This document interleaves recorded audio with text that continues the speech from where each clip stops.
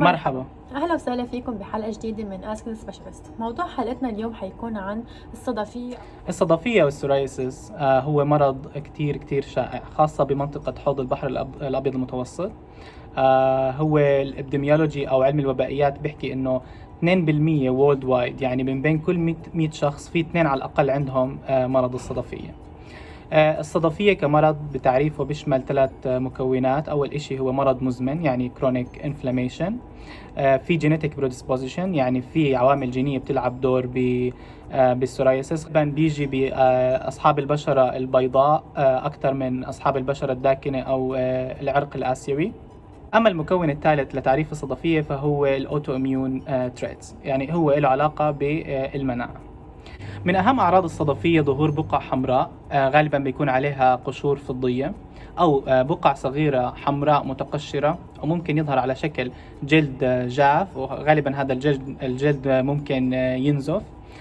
كذلك الأمر بتظهر على شكل حكة شديدة على الجلد.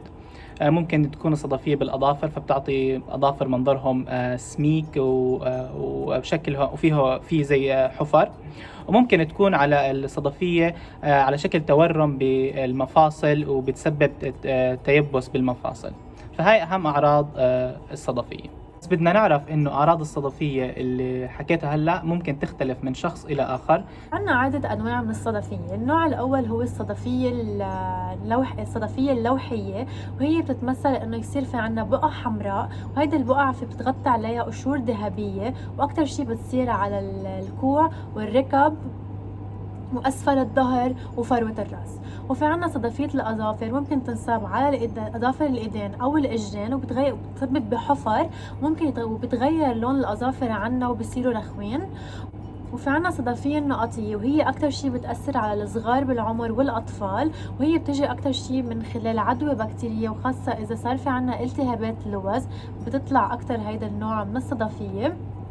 وهو بيتميز بآفات صغيرة متدلية على البطن والذراعين والساقين. غالبا البكتيريا اللي بتكون مسببة هون هي الستريبتوكوكس.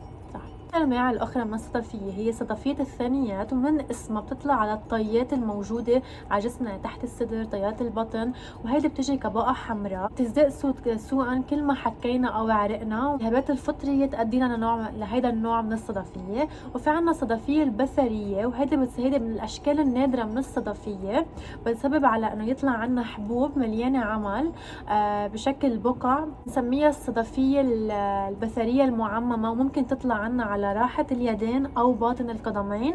وفي عنا الصدفية محمرة الجلد، هيدي بتغطي النوع الأقل شيوعا من الصدفية، وهو الصدفية الجلد بيصير عنا لونه أحمر، بتغطي كامل بطفح جلدي أحمر متقشر، وممكن تسبب عنا الحكة أو الحرق بشدة. الأخير عنا الالتهابات المفاصل الصدفي، هو بسبب لنا تورم ومؤلم بالمفاصل، وهذا السبب انه حيصير عنا وجع بالمفاصل. وبتتراوح الأعراض لهذا الالتهاب من خفيفة لشديدة، ممكن تأثر على عمل أي مفصل، ويمكن يسبب كمان تيبس.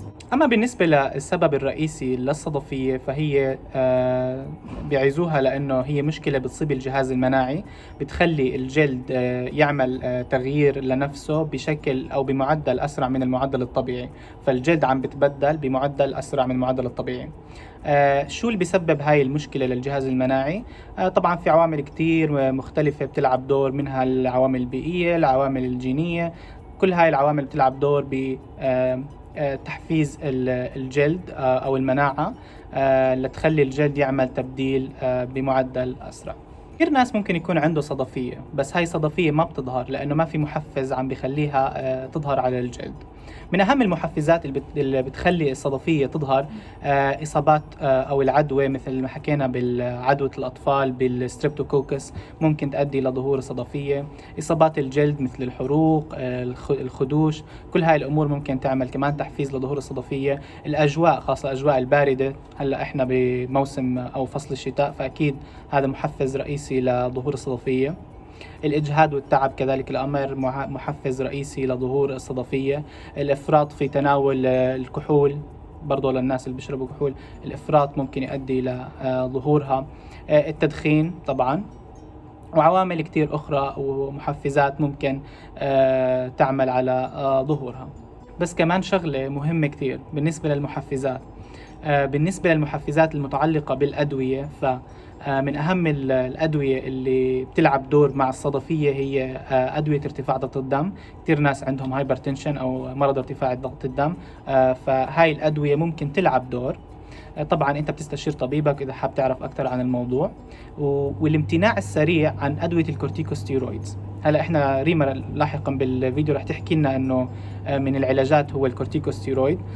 بس الكورتيكوستيرويد بنوصف من قبل الطبيب ولازم تلتزم فيه، او كيف توقفه بالتيبرنج، يعني لازم توقفه بالتدريج. اما الامتناع السريع ممكن يعمل لك فلير اب للصدفيه. واي شخص فيه ينصاب بالصدفيه، وهيدا الشيء بتزيد اكثر بثلث الحالات من بسنوات الطفوله. ومن العوامل اللي بتزيد من خطر الاصابه هو العامل الوراثي. اذا واحد من الوالدين كان عنده الصدفيه، في احتمال يصير عندك او عندك الصدفيه. بس اذا الوالدين مع بعض كان عندهم الصدفيه، الاحتماليه انه يصير عند الاولاد الصدفيه احتمال اكبر. التوتر هو كمان سبب رئيسي لكتير امراض، وهو كمان مسبب انه يصير في عنا الصدفيه، لانه نحن لما نتوتر بتزيد عنا نسبة الكورتيزول، فبيأثر هذا على جهاز المناعة عنا، فممكن يصير عنا الصدفية. التدخين مش بس بيؤدي انه يزيد عنا احتمالية الإصابة بالصدفية، بس بيزيد من شدة الإصابة بالمرض، لأنه هو يلعب دور أساسي بتطور المرض. ومن المضاعفات اللي ممكن تصير معنا من وراء الصدفية، ممكن يصير في عنا أمراض بالعين، مثل ما حكينا قبل، أمراض الالتهابات المفاصل، بصير في عنا تيبس وألم. ممكن يصير في عنا كمان السمنة ومرض السكر النوع الثاني، ارتفاع ضغط الدم، وأهم شيء ممكن يصير فيه أمراض الصحة العقلية مثل قلة الثقة بالنفس والاكتئاب. وهدول سببهم إنه العالم بتفكر الصدفية هو مرض معدي، فبصير في عالم كتير بتبعد عن هيدا الشخص، وهذا الشخص بيصير بسبب له الاكتئاب. بس الصدفية أبدا منه مرض معدي. بلا تشخيص الصدفية، فغالبا لما تزور طبيبك الطبيب رح يفحص الجلد تبعك، رح يفحص فروة الرأس، ورح يفحص الأظافر. في بعض الحالات رح يحتاج الطبيب لأخذ عينة أو خزعة من الجلد لتحديد نوع الصدفية وتحديد طريقة العلاج المناسبة لها. أما بالنسبة للعلاج للصدفية، فالعلاج بيشمل خيارات متعددة، بيعتمد على طبيعة البني آدم، بيعتمد على نوع الصدفية وعلى شدتها. هاي العلاجات بتعمل على توقف تكون الجلد بشكل سريع زي ما حكينا، المعدل أسرع. وهاي الخيارات بتشمل كريمات، ممكن تشمل علاج ضوئي، وممكن تشمل الحبوب عن طريق الفم. وهلا ريما رح تستعرض كل هاي العلاجات. وللعلاج بتختلف طريقة العلاج من خلال نوع الصدفية. مثل ما قال مؤمن، إذا كانت الصدفية mild to moderate بنستعمل العلاج الموضعي، أما إذا فشل العلاج الموضعي بنروح للعلاج الضوئي. وإذا كانت من moderate to severe بنستعمل العلاج السيستميك ثيرابي، لأنه بتكون حالة الصدفية عنا أكتر resistant للعلاج الموضعي. وللعلاج الموضعي فينا نستعمل كريمات الكورتيزون أو المشتقات الفيتامين دي أو كريمات الريتينول اللي هن مشتقة من فيتامين A.